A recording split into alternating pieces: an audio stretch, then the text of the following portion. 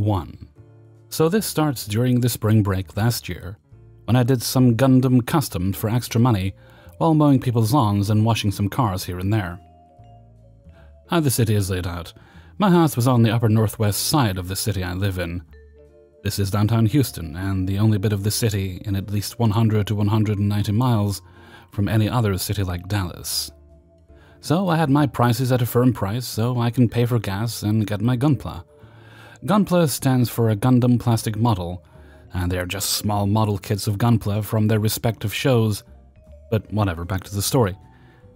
I entered the Target, usually to go look at their Gunpla stock and see what I could buy. And, like usual, they had some high-grade kits from the range from HG's Car Red Zaku, a Zeon mobile suit but mainly used as a grunt, a couple of Battlelog Gunpla kits like the Barbatross, a Tanjiro statue kit, a Deku statue kit, an Ultra Instinct Goku model kit, and a Naruto model kit. I tried to grab the high-grade Strike Freedom Gundam, the last one by the way, for an enrichment Egyptian type of custom. It was a Horus style of custom, and I had to heavily modify the head.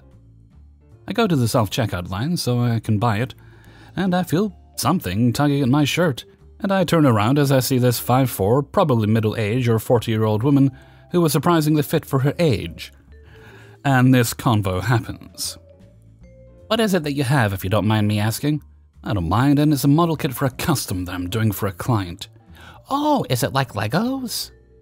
"Yes, but it's from Japan."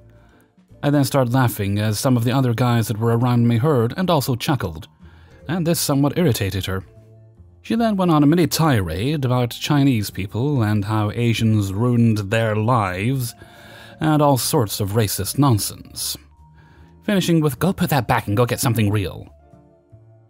I didn't budge because I'm a 6-foot man and I'm not frail, and I was in swimming as a sport and had since quit because of personal issues. I was next in line for the self-checkout, and she grabbed me and forced me into a citizen's arrest for assuming I'm a certain word that some YouTubers who I know of use. And just agreed because I could feel an anxiety attack come up. My anxiety, unlike some others, is vastly different. My hands start shaking.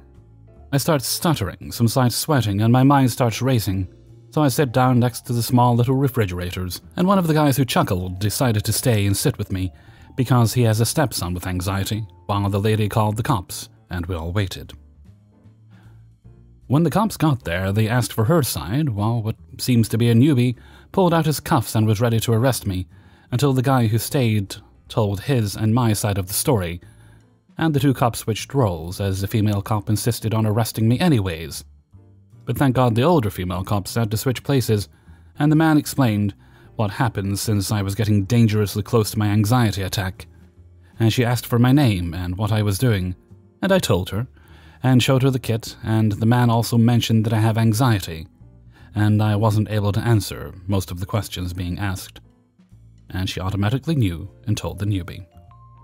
I will call the older female cop Queen because she looked like a combination of Queen Bee from RID 2015 and Bumblebee from Young Justice Invasion. Queen tells the lady I did nothing wrong and was fined for wasting officers' time, and to please leave the property and me alone. Of course she got angry and slapped Queen in the face as she was also charged with assaulting an officer, and she was swiftly arrested, and Queen tells the newbie to take her to the cruiser outside, and she does so. Queen then asked what my favorite soda was, and I said it was Mountain Dew, and she offers to buy one for me, and I cry-smiled because it was a very kind thing to do, especially from a cop, and she hugged me, and I was happy for it, and I went back home. Thank you to everyone listening to this, and have a nice day. 2. I used to work in childcare, and as anyone in that profession can tell you, there's no shortage of crazy and entitled parents who are there that, sadly, you sometimes have to deal with. The center I worked for was a family business. My parents opened it together in the early 80s and closed its doors in 2020, after Mom passed from cancer. Most of all my siblings and I worked there at some point, and it was my full-time job for a good few years.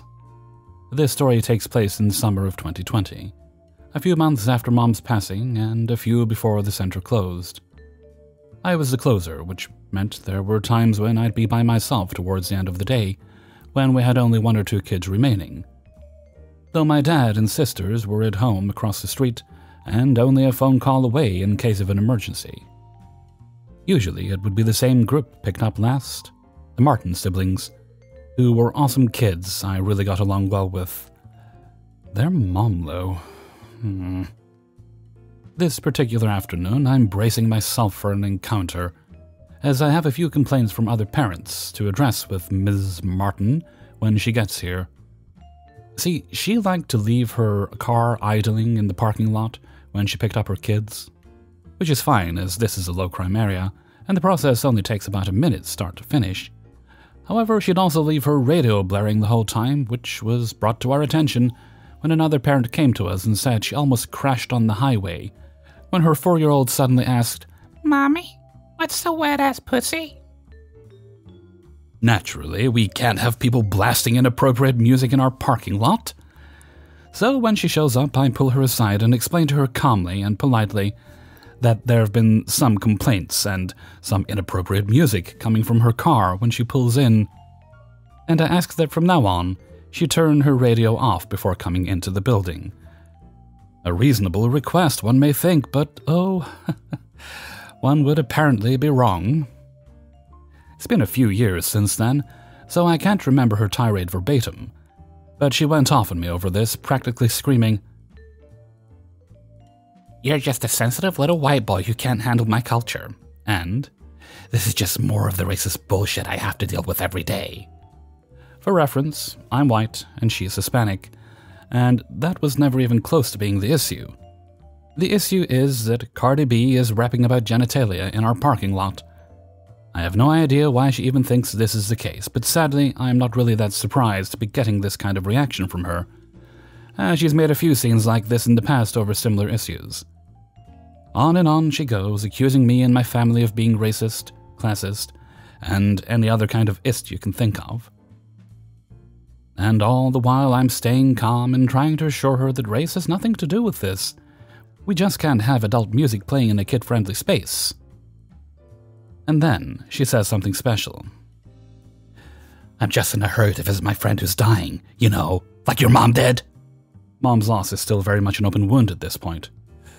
And there's so many things I want to say. First being, take your kids, get out, and don't ever come back. But I keep my cool, apologize for her situation, and walk away to start my cleaning before either of us have a chance to escalate things.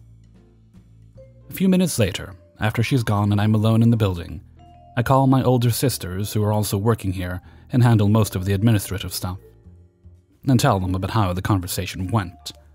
I was proud to be able to say that despite being royally pissed at Ms. Martin, I remained calm and professional. I didn't just tell her to get the hell out. However, my sister's response shocks me. They ask, "Why didn't you?" They agree that the way she acted was out of line, and all the previous warnings she'd received for other little stunts, on top of the personal insult about our mother's recent death, the last straw.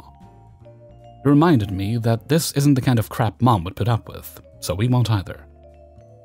As soon as they were off the phone with me, they rang up Ms. Martin to tell her all the things I wanted to do, including the bit about never coming back, and, well, she didn't. I no longer work in childcare, and sometimes I find myself missing it enough to want to apply at another center. Until I remember people like Ms. Martin. 3. My girlfriend is the daughter of an alcoholic who ran away when he got her mother pregnant. Her mother found another man who treated my girlfriend poorly due to her not being his biological daughter. When she was 18, she left the parental house to go and live with an entitled aunt and uncle who, unbeknownst to her, were worse than her stepfather. Now that you know about that, here's a bit about the context. She still goes to school and has some financial help from the state so she could buy the necessary materials. Since she has dyslexia, she bought a PC and with enough savings was able to buy a cheap DS Lite, and I lent her an old phone because hers was broken. The problem about that, even though it is definitely hers, entitled aunt and uncle love to take it away from her as soon as they're upset, even for the most trivial thing. Example, she didn't do the dishes when they wanted her to do it. Now you have to understand that her mess is her problem, but their mess is also her problem, and any harder chore is hers to do. Entitled aunt basically only washes the clothes because you just have to put it in the washing machine then hang them. They also claim they want to protect her when they have no problem taking her phone away and sending her in a city with a bad reputation an hour away without a phone to contact help in case of problems. On to the main story. I've been dating her for a month now, and I can't stress enough how much they've threatened me if I break her heart, but at the same time, tell me all kinds of bad things about her when they're upset with her. From the lack of self-care to the chores not being done, even though it's just not done when they want it done. So, last week, on Wednesday, we told them we were going to the fair the next day, which they totally ignored. Thursday, when we called them, here's a conversation that ensued. Hey, since we're at the fair, we won't be home until at least 6:30 p.m. Are you kidding? You didn't even tell us you were going. Are you taking the piss out of us? We told you yesterday when we came home. We were even discussing it in front of you. No, you didn't, so you're grounded. When you're home, I'm confiscating your phone, PC, and DS. He hangs up. So we went on with our day and had our fun, came home a bit before 7, and all hell broke loose. Entitled uncle asked for her electronics, and she told him that since it was my phone, she wasn't giving it, or it would be theft. He starts demanding the SIM card because he was the one paying for it, and hinting that he was gonna hit her if she didn't comply, and that if she was his daughter, she'd never have been educated that poorly. He also started hinting that she should take her belongings and get the freak out of the house. So she did, because all the underlying threats. She came to my house, and since I also live with my folks, they accepted to keep her a few days until we find something for her. While she was here, the uncle sent me a photo of the aunt in a hospital bed, just to tell me, "Nah, she's fine, she's back home." A day later, one of her aunts contacted me on Instagram and asked why she wasn't answering the entitled aunt's calls. Because she has no SIM card, duh.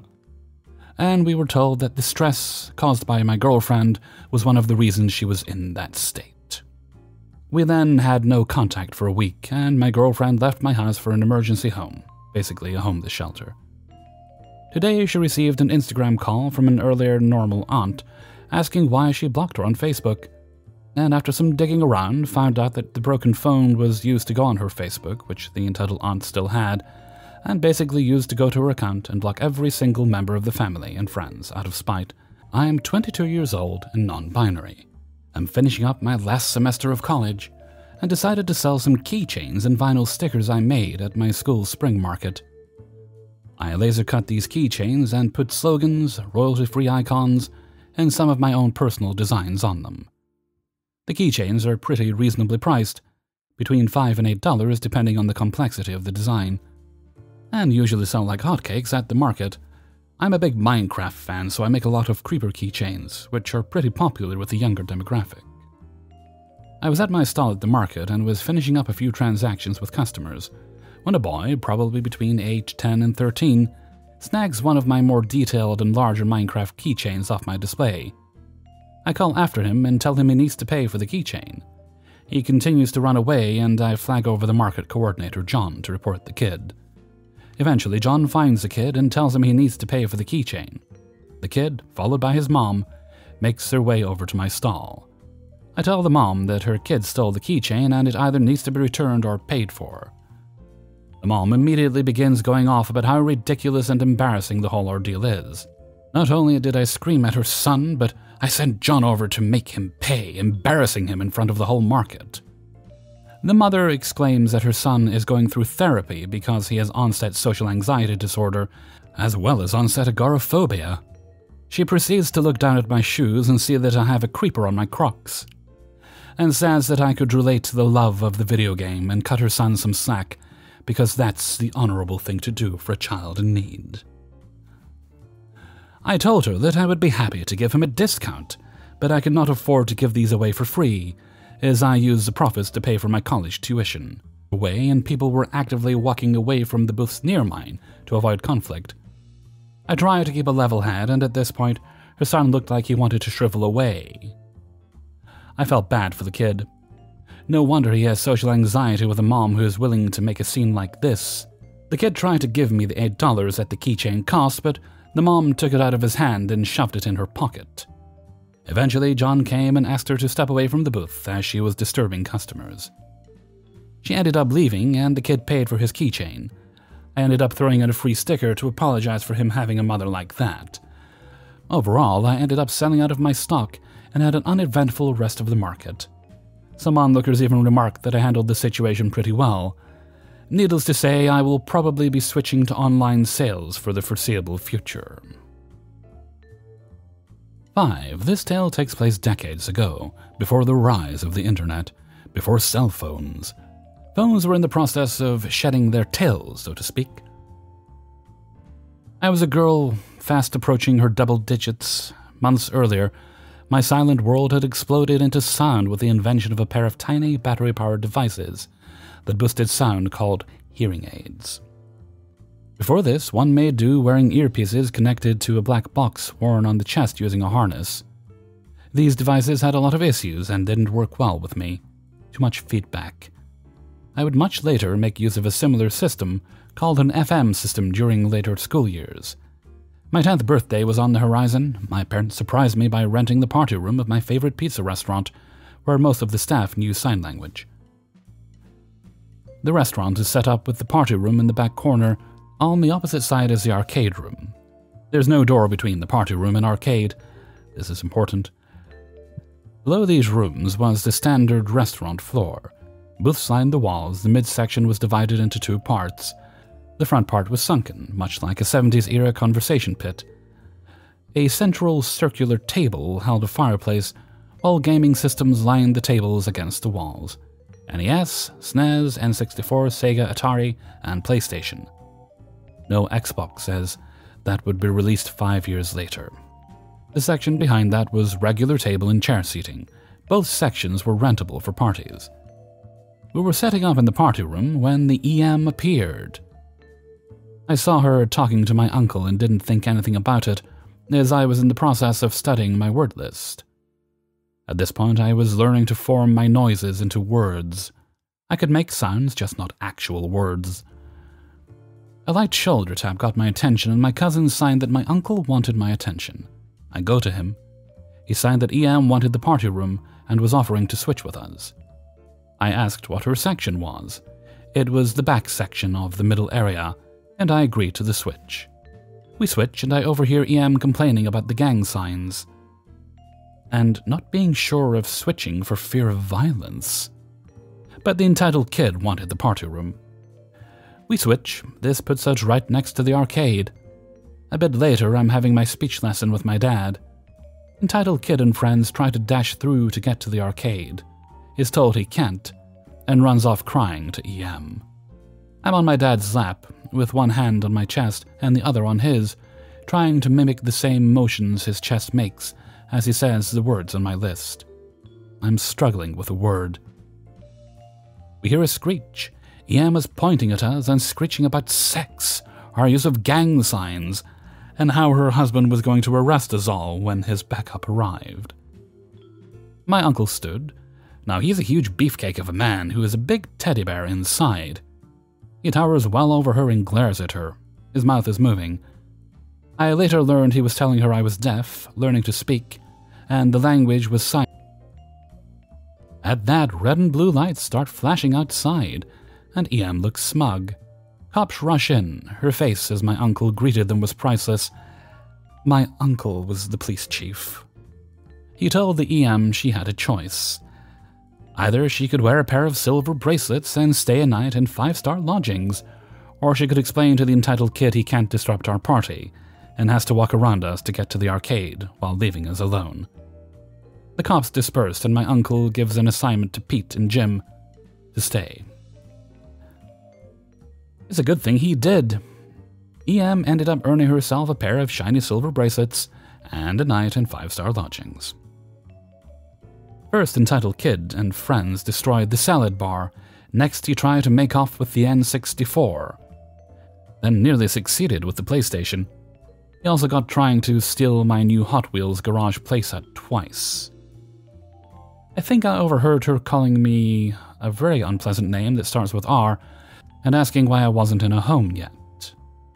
The stereotype was finally starting to fall. EM tried to skip out on paying for the party room, in which she actually never bought the party package. Husband wasn't even a cop. He ran the evidence lockup area. This was over 27 years ago, and it's fuzzy. I will answer questions to the best of my ability. Hey everybody, Hellfreezer here, and thank you very much for listening to The Impractical Proudness of Parents. iPop! Episode 104. And thank you very much to everybody who allowed me to use their stories in this video. Please do hit the like button before you go. Righty, as there's no other business, I think we'll move right along to Hellfreezer's question of the day.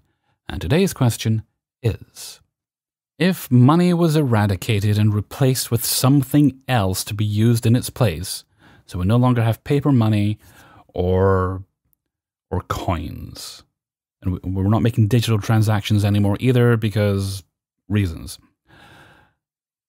what would replace it?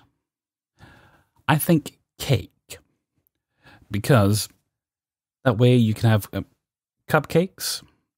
Would be like coins, like cents and pennies and things. So instead of something being 50 cents, 50 cupcakes. Plus, you can cut them in half. If you have to. Make change. And like a big chocolate cake, that'd be like 10, 20 bucks equivalent. And a wedding cake. Well, not a lot of us would have wedding cakes, let's put it that way. But you might have a better answer, so please do let me know what you think in a comment below. And with that, I'm going to head off for now. So until next time, thank you very much for listening, and take very good care of yourselves.